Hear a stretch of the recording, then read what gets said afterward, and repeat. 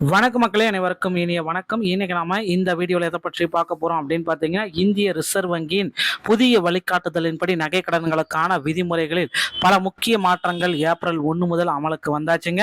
இதை பற்றின ஒரு தகவலை இந்த ஒரு வீடியோவில் நம்ம பார்க்கலாம். இனி வாடிக்கையாளர்கள் தங்களது மாதாந்திர தவணை இஎம்ஐ முறையிலோ அல்லது 12 மாதங்களுக்குள் மொத்தமாகவோ திருப்பி செலுத்திக் கொள்ளலாம். நகையின் மதிப்பை பொறுத்து 75% 85% வரை கடன் வழங்கப்படுவதுடன் 2 லட்சத்திற்கு குறைவான கடன்களுக்கு வருமான சான்றிதழ் தேவையில்லை என்ற சலுகையும் அளிக்கப்பட்டுள்ளது. கடன் தொகை முழுமையாக செலுத்திய 7 நாட்களுக்குள் நகையை திரும்ப ஒப்படைக்க தவறினால் வங்கி தினமும் 1000 ரூபாய் அபராதம் வழங்க வேண்டும் என, மேலும் வெள்ளி ஆபரணங்கள், தங்க நாணயங்களை அடமான வைத்து கடன் மற்றும் புதிய வசதியும் அறிமுகப்படுத்தப்பட்டுள்ளது. ஏல நடைமுறைகளில் வெளிப்படைத்தன்மையை உறுதி செய்ய நகையின் சந்தை மதிப்பில் குறைந்தபட்சம் 90% ஆரம்ப விலையாக நிர்ணயிக்கப்பட வேண்டும் என இந்த தகவல் தெரிவிக்கிறது. புதிய விதிமுறைகளை 4 முக்கியமான தூண்கள் இப்போ புதிய விதிமுறைகள் நகை கடன்களில் அறிமுகப்படுத்தியிருக்காங்க. இந்த இஎம்ஐ வசதி அந்த மாதிரி அதில் 4 முக்கியமான அறிவிப்பு அப்படின்னு நான் பார்க்குறப்ப, அதிக கடன், எளிமையான தவணை, வாடிக்கையாளர்களுடைய பாதுகாப்பு, புதிய அறிமுகம், தங்கத்தை போனவே இனி வெள்ளிக்கும் கடன், அதிகபட்ச கடன்னா 85% வரைக்கும் தங்கை கடன்களை உங்களுக்கு கொடுக்குறோம் அப்படின்றத சொல்கிறாங்க. ஸோ உங்களுடைய நகைகளுக்கு எவ்வளவு பணம் கிடைக்கும், இதுதான் இப்போ கேள்விக்குறி. 2 லட்சத்துக்கு கடன் 85% வரை வழங்கப்படும். சிறு கடன்களுக்கு அதிக லாபம்.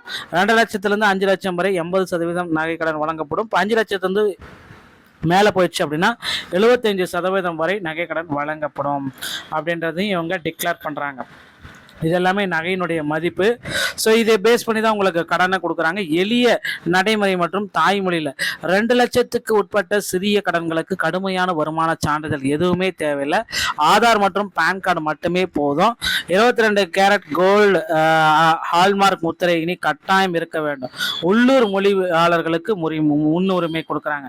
கடன் தொடர்பான அனைத்து விதிமுறைகளும் தமிழ் மொழியிலேயே இருக்க வேண்டும் அப்படின்னு சொல்கிறாங்க. கடனை திருப்பி செலுத்த 3 எளிமையான வழிகளை இப்போ கொடுக்குறாங்க. புதிய இஎம்ஐ முறை, குறிப்பிட்ட காலத்திற்குள் மாதாந்திர தவணையாக இஎம்ஐ மூலம் செலுத்தலாம். புல்லட் முறை, அதிகபட்ச காலக்கெடு 12 மாதங்கள், அசல் மற்றும் வட்டியை ஒரே தவணையில் மொத்தமாகவும் செலுத்தலாம். கடனை புதுப்பித்தல், நிலுவையில் வட்டி கட்டாயமாக நீங்கள் செலுத்தியே ஆகணும் அப்படின்ற மாதிரி கடனை புதுப்பிக்கிறாங்க.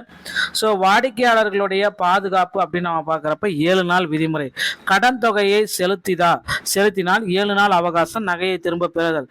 கடன் தொகையை முழுமையாக செலுத்திய 7 நாட்களுக்குள் வங்கி உங்கள் நகையை தரணும். 7 நாட்களுக்கு உள் உங்கள் நகை திரும்ப ஒப்படைக்கப்படணும். 7 நாட்களை தாண்டினால் வங்கி வாடிக்கையாளர்களுக்கு ஒவ்வொரு நாளும் 500லேருந்து 1000 ரூபா வரைக்கும் பெனால்ட்டியே போட்டணும், அப்படி கொடுக்கணும் அப்படின்றத சொல்கிறாங்க. இதை பார்த்தீங்கன்னா டிக்ளேர் பண்ணியிருக்காங்க. ஏல நடைமுறையில் வெளிப்படைத்தன்மை இருக்கணும் அப்படின்றது இப்போ கேட்குறாங்க. ஸோ நிறைய பேர் பார்த்தீங்கன்னா ஏல நடைமுறையில் வெளிப்படைத்தன்மை இல்லை. ஆரம்ப விலையே பார்த்தீங்கன்னா தங்க நகையுடைய சந்தை மதிப்பில் குறைந்தபட்சம் 90% நியமிக்கணும். ஆரம்ப விலை ஏலத்தொகையை கழிக்கணும். அப்புறமேலுக்கு பார்த்தீங்கன்னா வங்கியினுடைய கடன் தொகையை கழிச்சிட்டு உபரி தொகை மீதமுள்ள பணம் வாடிக்கையாளர்களுக்கே திருப்பி அளிக்கப்படும் அப்படின்றத இப்போ டிக்ளேர் பண்ணியிருக்காங்க. ஸோ உங்களுடைய உரிமைகளை நீங்கள் அறிஞ்சிக்கோங்க. இப்போ புதிய அறிமுகமாக வெள்ளிக்கு இனி கடன் கிடைக்கும். வெள்ளி ஆபரணங்களை பார்த்தீங்கன்னா ஒரு நபர் அதிகபட்சமாக 10 கிலோ வெள்ளி வரை அடமானம் வைத்து கடன் பெறலாம். வெள்ளி நாணயங்கள் அப்படின்னு நம்ம பார்க்குறப்ப 500 கிராம் நாணயங்களாக இருந்தால் அதிகபட்சமாக 500 கிராம், அரை கிலோ மட்டுமே அடமானங்கள் உங்களால் பெற முடியும் அப்படின்றத டிக்ளேர் பண்ணுறாங்க.